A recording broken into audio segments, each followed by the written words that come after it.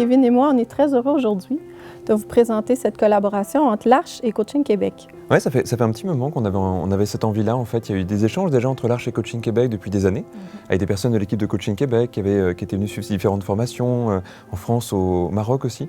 Et là, récemment, à l'occasion d'une tournée que j'ai fait là-bas, où j'ai fait beaucoup de conférences, des petits ateliers, il y a eu pas mal de rencontres qui sont créées avec l'équipe de formation, avec Nicolas qui dirige Coaching Québec. Et ça donnait vraiment la sensation qu'on avait la même vision de l'hypnose. Une vision qui est à la fois scientifique et artistique, une vision où on a envie de créer l'hypnose de demain quelque part et d'amener les personnes à un haut degré de précision dans l'hypnose et en même temps avec quelque chose qui doit être très fluide, avec une élégance aussi dans cette pratique. Et ça donnait l'impression d'avoir des cousins de l'autre côté de l'Atlantique avec une sorte d'évidence en fait dans tout ça. On s'entend très bien sur le fait que justement l'hypnose, ça soit aussi une discipline artistique et très inspirante.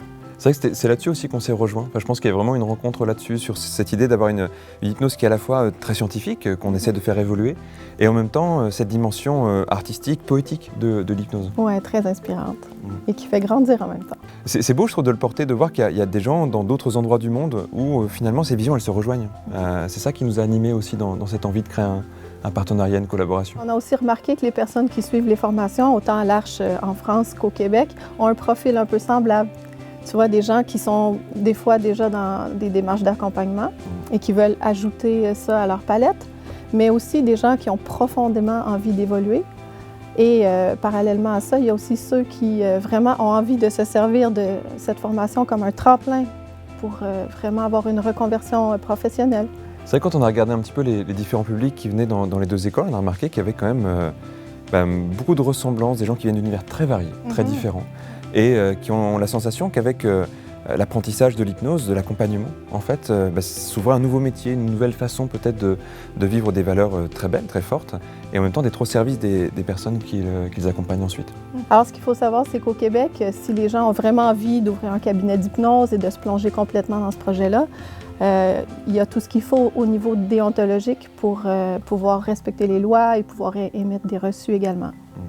C'est vrai qu'il y a à la fois ceux qui vont vraiment faire une pratique totale en cabinet, qui vont vraiment s'installer comme praticiens en hypnose, et puis il y a tous ceux qui ont des professions dans lesquelles il y a besoin de mieux communiquer, il y a besoin de mieux comprendre le fonctionnement humain, il y a besoin de mieux faire passer l'information. Tu parles de pédagogie, on pourrait penser à tous les métiers de la santé où ils peuvent utiliser des outils de l'hypnose, sans forcément faire de l'hypnose, mais d'utiliser des outils dans le quotidien pour améliorer les pratiques, pour être au service des personnes qui vont accompagner. En fait, et là-dessus aussi, je trouve qu'on a une vision très proche. Coaching Québec est historiquement plus centré sur la PNL, nous c'est peut-être plus l'hypnose, mais la vision, elle est très proche. C'est l'idée que tout ça, c'est une forme de pédagogie mentale finalement. On apprend aux gens à mieux comprendre comment ils fonctionnent. On apprend aux gens aussi à comprendre comment le changement fonctionne. C'est contrairement à des techniques de psychothérapie où il s'agit de guérir, de soigner, où on est vraiment dans la thérapeutique. Avec l'hypnose, je trouve qu'on apprend aux gens à se réapproprier leur cerveau, à se réapproprier leur fonctionnement psychique, à avoir une sorte d'hygiène mentale quelque part et développer leur capacité, leur potentiel. C'est ça qui fait, je trouve, qu'une personne peut vraiment s'épanouir dans sa vie. Donc pour moi, c'est un outil qui est génial pour être au service de l'épanouissement de l'individu. Et puis concrètement, si on regarde ce qui s'en vient à Coaching Québec, on va remarquer que oui, il va y avoir la formation de techniciens, de praticiens qui s'en vient avec l'Arche. Après 2020, on va avoir aussi des modules de perfectionnement plus avancés. Tout le cycle 2, en fait, oui. Voilà. Mais en parallèle, il va quand même y avoir des ateliers d'initiation à l'auto-hypnose. Il va y avoir des bases en hypnose, auto-hypnose aussi, qui vont être offertes régulièrement, en plus du cursus PNL et du coaching qui est offert. Donc, c'est vraiment une palette très diversifiée. On remarque que très souvent, les gens, peut-être par curiosité, mais aussi par désir d'autonomie, voire même par pudeur parfois, vont préférer commencer par l'auto-hypnose. Ce qui est très simple, en fait, parce que ça s'apprend assez rapidement. Oui. En même temps, quand on y a goûté, très souvent, on a vraiment envie d'aller un petit peu plus loin, de découvrir. Après, quand quelqu'un nous amène dans un état de conscience modifié, parfois on se laisse encore plus aller, on peut aller beaucoup plus loin. Ouais, je trouve que c'est toujours une belle démarche de commencer par découvrir pour soi, pour sentir les choses en fait, et puis pour vérifier comment ça fonctionne à l'intérieur. Puis ça permet aux gens de découvrir, parce qu'il y a souvent besoin de démystifier un petit peu, d'avoir un premier accès pour vérifier que ça plaît, qu'on se sent bien avec, que c'est quelque chose qu'on voit après dans ses applications, que c'est concret. Comme il y a souvent des images un peu déformées de l'hypnose, quelquefois les gens ne savent pas exactement à quoi ça ressemble, eh bien ces initiations, ces ateliers, c'est vraiment la meilleure façon de découvrir en fait. Là on travaille ensemble justement sur ça, sur comment avoir un programme qui corresponde vraiment à la culture, à la loi aussi évidemment au Québec, qui est légèrement différent de celle qu'on a en France. Ouais. Et il y a un brassage des équipes aussi. Il y a l'équipe de Coaching Québec, il y a l'équipe de l'Arche. Donc tout ça, on va voyager aussi, ça va permettre des vraies rencontres entre les deux pays, entre les deux continents. Et ça, c'est vraiment intéressant parce que c'est une super occasion d'évoluer en fait dans nos pratiques, dans notre manière d'enseigner. C'est très enrichissant.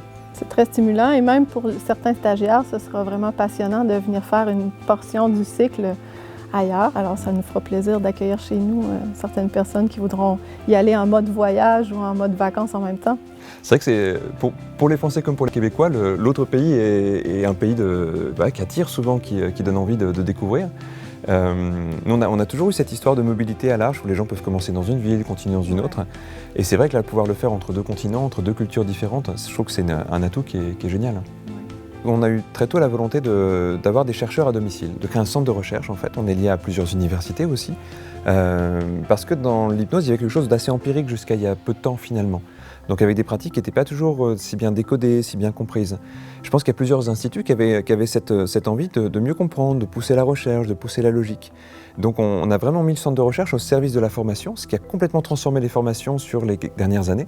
En fait, ça a permis de développer des outils qui sont beaucoup plus pointus, beaucoup plus précis, d'enlever les choses qui étaient un petit peu, peut-être des choses qui étaient juste des intuitions sur l'hypnose, mais qui ne reposaient pas sur un socle vérifié. Donc ça a été une mise à jour qui est assez profonde, et je pense que ça fait faire un bond en avant dans les formations. Et là aussi, c'est vraiment des valeurs qu'on partage, je pense, entre les deux instituts. Oui. Donc il y avait une évidence sur ça. Effectivement, et ce qu'on remarque en fait, c'est que le savoir nourrit l'intention. Donc, les interventions sont beaucoup plus pertinentes quand elles sont appuyées sur des certitudes. Alors, ce qui s'en vient plus concrètement, c'est 2 cycles de techniciens prochainement avec des formateurs très variés qui ont tous leur personnalité, leur couleur et leur spécialisation aussi. Et il y aura juste après ça des journées de mise à niveau et de reconnaissance d'acquis pour certaines personnes qui ont déjà suivi des formations ailleurs et qui veulent joindre le parcours en cours de route. Et pour cette année, nous aurons praticien 1 et praticien 2 qui vont être autant à Québec et à Montréal pour l'ensemble des formations. Oui, c'est vrai qu'il y a pas mal de personnes en plus de l'Arche qui vont se relayer là-bas. En fait, on voulait que les formations là-bas soient les mêmes que celles qu'on fait en France. Donc, c'est le programme adapté. Et en même temps, il y a tous les formateurs qui participent au travail de l'Arche vont aller se relayer là-bas aussi sur place. Puis il y a des personnes de l'équipe de Coaching Québec qui vont aussi participer à ces formations-là. Donc ça va vraiment combiner un peu les forces de chaque institut. Et ça va permettre aux personnes d'avoir cette variété de talents, cette variété d'orateurs, cette variété de formateurs, avec chacun leur spécificité, avec chacun leur talent aussi particulier. Donc vraiment, notre but, c'est de transmettre la même richesse en fait, que celle qu'on a l'habitude d'avoir déjà historiquement à l'Arche. Non, c'est vraiment chouette que ça commence, ce partenariat-là. Ça fait longtemps qu'il y avait cette envie-là. Et j'ai l'impression que, je sais pas, c'est comme si toutes les choses s'étaient alignées pour que ça se passe de manière très très fluide. Et c'est un grand bonheur. Moi, ma seule frustration, c'est de venir que dans presque un an au Québec. Oui, c'est ça. C'est moi qui viens d'abord ici. Oui, c'est ça. Et ensuite, c'est toi qui seras invité. Avec plaisir.